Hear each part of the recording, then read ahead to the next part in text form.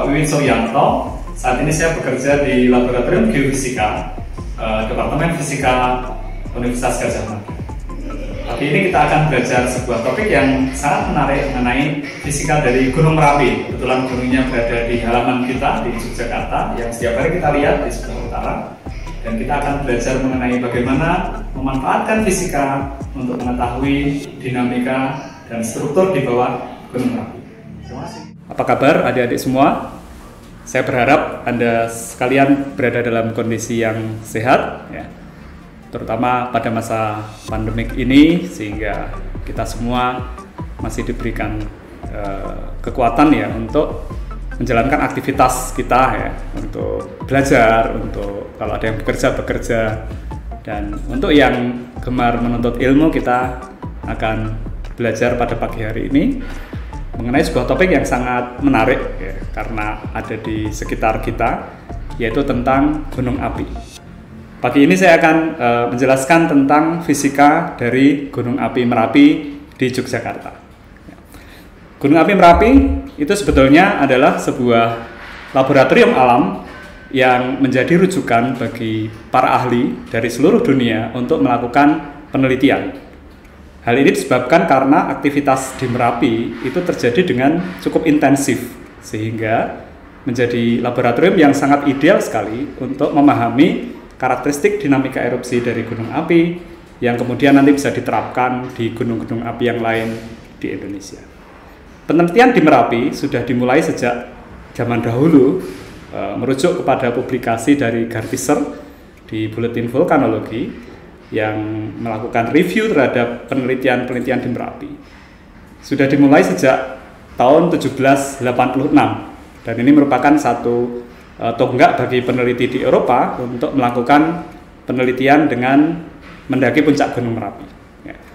Kemudian di era tahun 1853 sampai 1854 itu ekspedisi dilakukan oleh Zunghun dan Verbeek serta Venena yang berusaha untuk mendeskripsikan erupsi gunung meskipun masih secara visual. Pada tahun 1900-an itu intensif sekali dilakukan penelitian di Merapi, diantaranya oleh beberapa peneliti, dan yang paling terkenal kalau di dunia geoscience adalah oleh Van Bemmelen dengan bukunya Geology of Indonesia. Namun sebagai orang Indonesia, kita mungkin juga mempertanyakan kok tidak ada orang Indonesia yang meneliti Merapi, sehingga mungkin kalau kita mau mengkaji naskah-naskah kuno, kemungkinan sebelum orang Eropa ke puncak Merapi sudah ada orang Indonesia yang datang ke Merapi, meskipun mungkin tujuannya tidak untuk melakukan penelitian secara saintifik pada kacamata orang saat ini.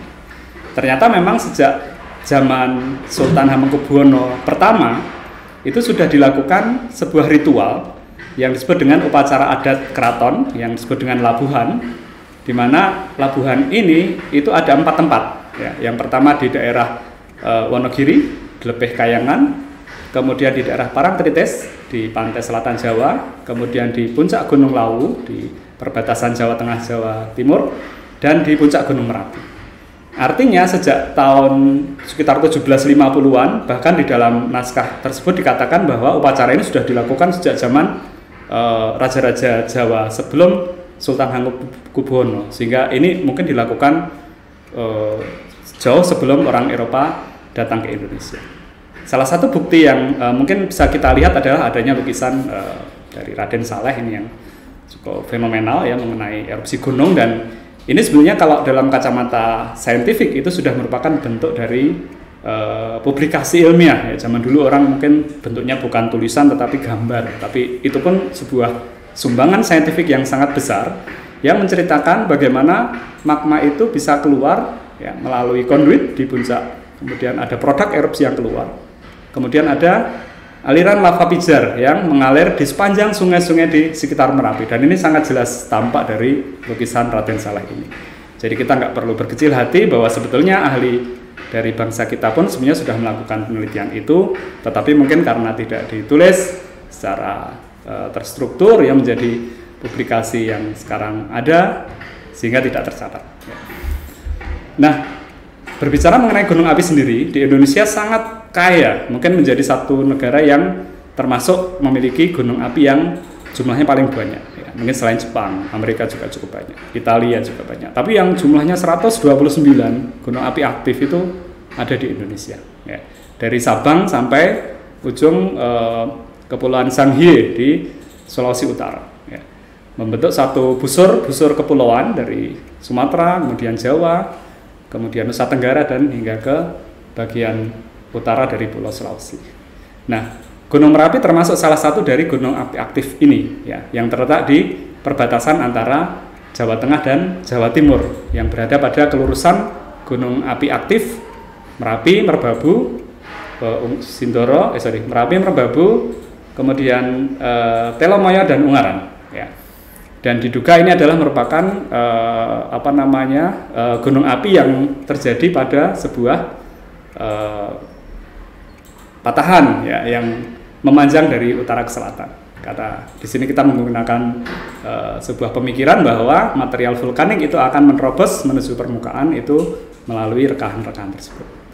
Secara kimia, Gunung Merapi itu dikategorikan sebagai gunung yang memiliki sifat basaltik andesitik. Ya, ini berdasarkan rasio antara SiO2 dan K2O, maka kita bisa mendefinisikan bahwa Gunung Merapi itu berada pada zona yang disebut dengan gunung api basaltik andesitik, sehingga bentuknya juga merupakan bentuk kerucut gunung api.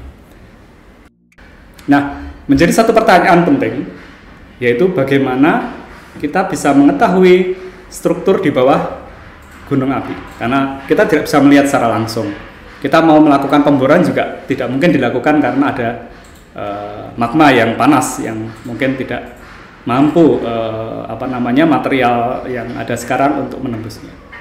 Nah, salah satu yang bisa dilakukan adalah melakukan pengukuran secara tidak langsung, jadi tidak perlu menembus ke dalam, tetapi kita cukup melakukan pengukuran di permukaan yang kita kenal dengan menggunakan metode geofisika. Ada banyak metode geofisika yang kita kenal, ya, diantaranya ada metode seismik, ya, kemudian ada metode magnetik, kemudian ada metode elektromagnetik, ya, atau geolistrik, ya, memanfaatkan sinyal listrik dan magnet, ya. Kemudian ada yang saat ini sedang tren, yaitu menggunakan remote sensing, baik dari foto udara maupun dari satelit yang berada pada ketinggian yang sangat tinggi. Ya. Jadi metode tidak langsung ini adalah menggunakan sinyal-sinyal yang kita bangun, ya, atau yang kita bangkitkan dari sumber, ya. Kalau seismik itu sumbernya dari getaran. Kemudian kalau magnetik itu sebetulnya adalah metode alami, jadi sinyalnya secara alami itu sudah ada di alam, ya, karena ada medan magnet bumi. Kemudian yang elektronik, ya, elektrik dan elektromagnetik itu menggunakan arus listrik yang kita injeksikan ke dalam tanah. Ya. Nah, ini juga sudah digunakan di Merapi sejak cukup lama, ya. Penelitian geofisika di Merapi sudah dilakukan sejak sejak tahun mungkin 1900-an, 1980-an, 1990-an. Ya. Di antaranya yang tercatat dalam beberapa publikasi ilmiah adalah penelitian dengan menggunakan metode gravitasi, kemudian penelitian dengan menggunakan metode elektromagnetik, ya, yang sebelah kiri bawah oleh Andreas Muller. Dulu saya ikut membantu ini, bawa alat naik ke Merapi, bawa aki. Ya. Kemudian penelitian topografi yang dilakukan pada sekitar tahun 2004 dengan proyek Merameknya. Nah, dari penelitian ini, maka orang geofisika dapat menentukan struktur internal dari sebuah gunung berdasarkan anomali dari parameter fisika yang diukur di permukaan. Ya. Tentu saja ini perlu dilakukan klarifikasi atau perbandingan dengan metode yang lain, termasuk metode geologi maupun metode geokimia. Ya. Di antara struktur yang ingin diketahui di dalam kaitannya dengan internal dari gunung api adalah bagaimana magma itu dia bisa naik ke atas, ya, sehingga menjadi satu penelitian yang cukup penting untuk mengetahui di manakah sebetulnya zona di mana magma itu mulai naik. Nah, di dalam geofisika ada sebuah metode yang sangat populer dan sangat teliti, ya, untuk digunakan di dalam mengetahui struktur bawah permukaan bumi, yaitu dengan menggunakan tomografi seismik. Ya. Beberapa penelitian tomografi seismik sudah dilakukan, ya. Tomografi seismik dilakukan sejak tahun 1990 90-an dulu saya ikut ada project untuk membuat eksperimen seismik aktif ya, jadi membangkitkan sumber ya, tidak dengan dinamit karena perizinannya cukup sulit, tetapi kita menggunakan air gun ya, air gun tapi kita tembakkan di darat ya. Jadi kita perlu membangun kolam-kolam air yang cukup besar, kemudian kita meletakkan air gun di situ, kemudian kita ledakan sumber getarnya, kemudian getarannya merambat di seluruh Merapi, kemudian kita rekam dan kita bisa mengimage ya, bagian dalam dari tubuh Merapi itu menggunakan sinyal getaran itu. Jadi kalau di kedokteran ini mirip dengan melakukan ronsen dari Gunung Merapi, kita bisa mendapatkan bagian dalam dari Gunung Merapi. Tomografi yang sudah dilakukan diantaranya oleh Wilhelm Rumkel, ini menggunakan receiver function, kemudian Ivan Kulakov itu dan kawan-kawan itu menggunakan tomografi seismik. Ya. Dari situ kita bisa melihat bahwa image tomografi itu menunjukkan bahwa magma mulai naik dari zona dehydration ya di gambar ini pada kedalaman sekitar 100 km. Dan ini memang secara teori ya, teori tektonik merupakan kedalaman yang cukup wajar ya untuk terjadinya zona naiknya material kerak dan ya sebagian mantel yang kemudian naik menjadi produk gunung api. Nah, yang menarik produk gunung api sehingga nanti bisa dimanfaatkan untuk mengetahui apa yang ada di bagian dalam bumi, di kerak bumi, mantel bumi semua bisa diteliti berdasarkan produk yang dikeluarkan dari gunung api.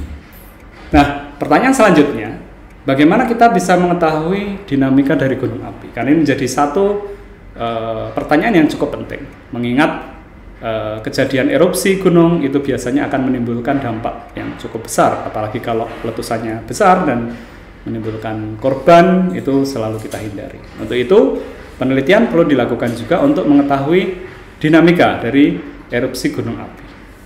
Nah, di Merapi sendiri salah satu studi yang bisa dilakukan untuk mengetahui dinamika adalah menggunakan data-data sejarah erupsi Merapi.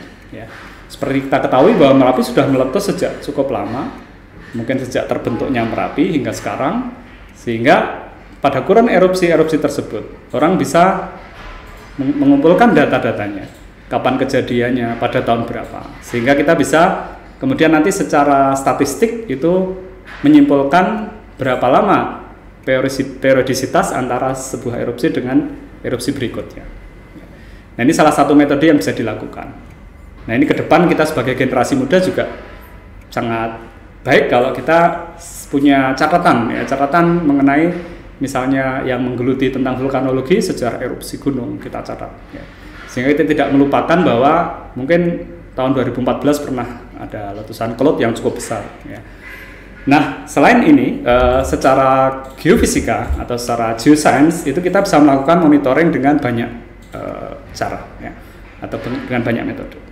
Di antaranya yang cukup penting adalah pengamatan dari geokimia gunung api, yaitu monitoring gas. Ya. Monitoring gas bisa dilakukan secara in situ atau di tempat itu kita mengambil sampelnya. Tetapi pada kondisi tertentu, misalnya Gunung Merapi yang sekarang mungkin akan sulit kita dekati kawahnya, itu kita menggunakan metode pengukuran menggunakan alat, ya, metode tidak langsung menggunakan sensor. Selain itu yang sekarang tadi saya sampaikan banyak digunakan adalah menggunakan kamera. Ya, dengan kamera itu kita bisa melihat secara visual target dari penelitian kita, ya, misalnya kubah lava Merapi, secara kontinu, ya, dari waktu ke waktu kita bisa melihat.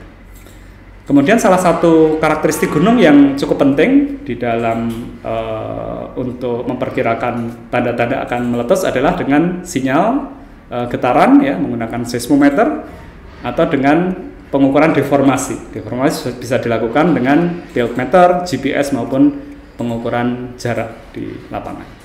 Jadi monitoring gunung api dengan banyak metode ini akan sangat penting untuk mendukung keberhasilan dari sebuah upaya mitigasi erupsi gunung api. Nah, di Merapi sendiri tanda-tanda menjelang erupsi itu bisa juga diketahui dari rekaman monitoring tadi. Ya. Data monitoring itu selain dia bisa bercerita tentang aktivitas dari gunung, kita juga bisa mengekstrak informasi yang berupa histori dari sumber pembangkit getaran di dalam gunung. Ya. Di antaranya yang sebelah kiri ini penelitian oleh teman-teman di BPPTKG.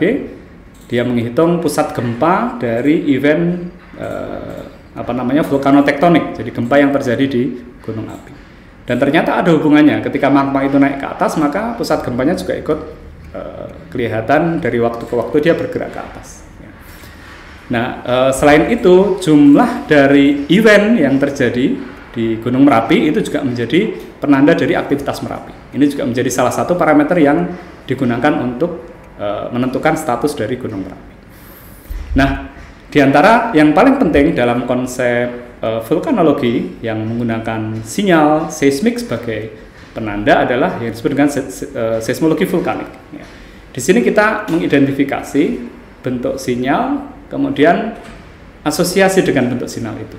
Jadi ada 6 sinyal di Merapi yang bisa dijadikan penanda event gempa di Merapi. Yang pertama adalah yang disebut dengan sinyal VTA. Ya. VTA adalah singkatan dari volcanotektonik tipe A yang di sini menandakan bahwa gempa-gempa ini terjadi pada kedalaman yang cukup besar. Jadi kedalamannya di atas 2 km dari puncak gunung. Kemudian tipe yang B itu adalah gelombang yang sumbernya berasal dari kedalaman yang relatif dekat dengan puncak, jadi kurang dari 2 km. Kemudian ada satu sinyal yang secara kontinu dia dari waktu ke waktu berubah, namanya tremor vulkanik, biasanya berasosiasi dengan pergerakan fluida di dalam gunung. Kemudian low frekuensi juga sama, dia menunjukkan ada aktivitas pergerakan fluida di dalam gunung api. Kemudian ada multiphase dan guguran. Guguran lebih berasosiasi dengan adanya aktivitas dari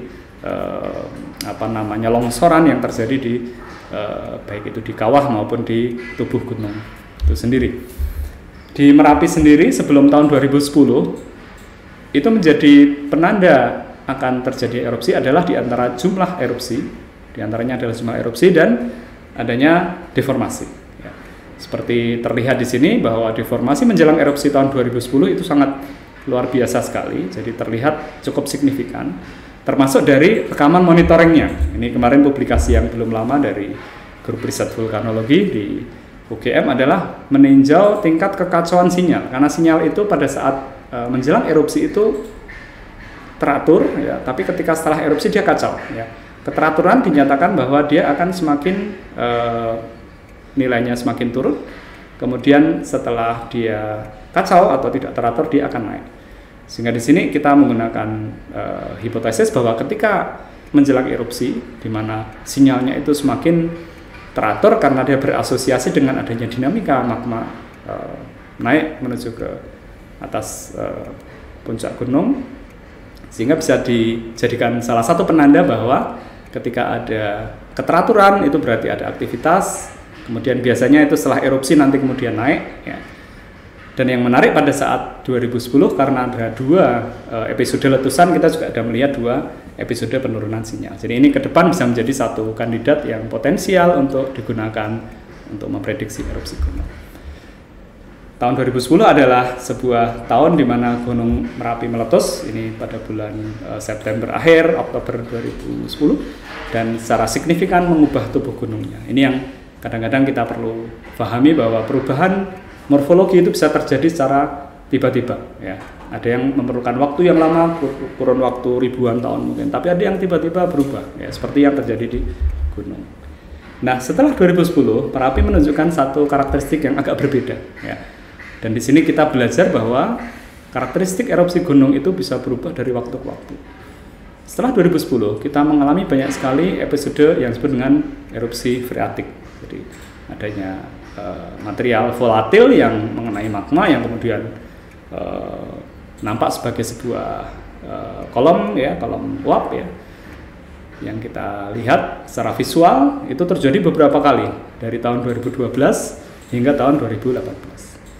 Nah, menjadi satu pelajaran yang menarik bahwa setelah periode freatik ini kemudian magma Gunung Merapi mulai kelihatan. Yang ditunggu-tunggu oleh para ahli adalah kelihatannya magma gunung di puncak, ya, ditandai dengan titik panas, ya, kalau orang menyebutnya titik panas atau titik merah, ya, yang kalau malam hari kelihatan menarik sekali untuk di foto, ya. itu menjadi satu awal dari erupsi yang disebut dengan erupsi meriatik, ya, ditandai dengan pertumbuhan kubah lava, kemudian adanya longsoran atau avalanche, atau kalau orang lokal menyebutnya sebagai Lodos Gamble. Nah, yang menarik adalah pada erupsi-erupsi freatik ini kadang-kadang tidak diikuti dengan tanda-tanda yang jelas. Ya, ini contohnya pada tanggal 11 Mei 2018 itu ketika pendaki sedang ada di puncak, tiba-tiba gunung meletus. Ini sesuatu yang sangat membahagiakan ya bagi masyarakat, sehingga menjadi tantangan bagi ahli kebumian untuk bisa memprediksi ini. Ini sampai sekarang masih belum terjawab. Ya. Nah, beberapa hal yang menarik juga di Merapi adalah kadang-kadang erupsi itu diawali dengan sebuah event gempa tektonik. Ya. Ini beberapa kali terjadi, ya. Tahun 2013, 12, 14 itu terjadi. Ada tektonik, ada gunung meletus. Ada tektonik, ada gunung meletus. Sehingga ini juga menjadi satu topik yang menarik, hubungan antara vulkanik dan tektonik yang sekarang belum terjawab. Badan Geologi sudah berusaha juga untuk membuat informasi ini menjadi lebih mudah diakses oleh masyarakat dengan website yang cukup menarik sekali ini. Jadi Anda tinggal memilih gunung mana yang Anda ingin ketahui aktivitasnya, apakah dia sedang aktif atau sedang istirahat, ya. Termasuk kita bisa mengakses data-datanya. Jadi ini sekarang mulai di-share ke masyarakat. Tinggal kami mohon masyarakat juga harus bisa secara bijaksana mensikapi data-data ini. Ya. Jangan sampai menimbulkan keresahan di masyarakat. Nah, untuk itu di lembaga Badan Geologi dan BPPTKG mereka membagikan data-data ini, termasuk informasi yang terjadi secara aktif di Merapi melalui media sosial yang mereka miliki. Anda bisa ikuti ini dan Anda bisa pantau Merapi itu secara real time.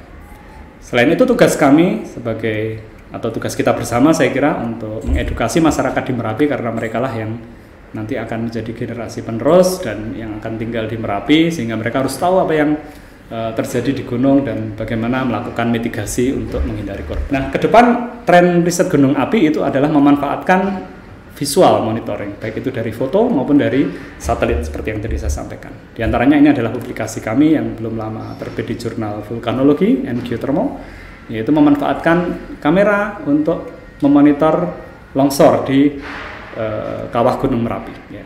Jadi dengan kamera yang ada sekarang, karena kita bisa melakukan zooming dengan resolusi yang cukup tinggi, maka batu yang bergerak dari puncak itu ketika dia longsor itu bisa kita monitor.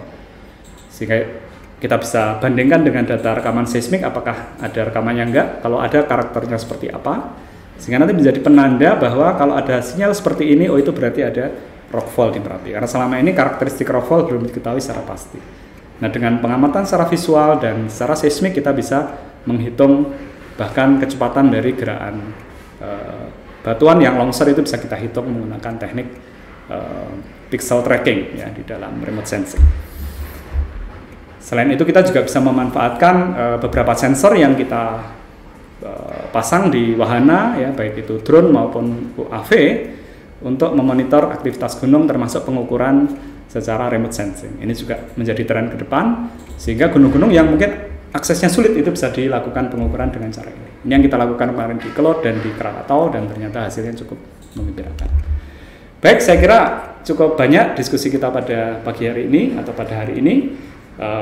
Beberapa poin yang ingin kita sampaikan adalah yang pertama sebetulnya saat ini masih menjadi permasalahan ya di dalam memahami struktur internal dan dinamika di dalam Merapi ya. Sehingga peran para peneliti ke depan itu masih sangat diperlukan ya untuk mengetahui secara detail bagaimana struktur yang ada di Merapi. Kemudian untuk gunung api itu penelitian geoscience yang terlibat di sini adalah diantaranya geologi, geokimia dan geofisika. Ya, sehingga ketiganya perlu dipadukan untuk dilakukan di Merapi. Kemudian ada satu PR ya di Merapi adalah bagaimana menentukan atau bagaimana kita melihat apakah ada interaksi antara kegempaan atau tektonik dan vulkanik atau vulkanisme, terutama di Merapi. Dan ini sangat menarik untuk dikaji ke depan, apakah ada atau tidak, kalau ada seperti apa, kalau tidak kok tidak, itu kenapa. Ya.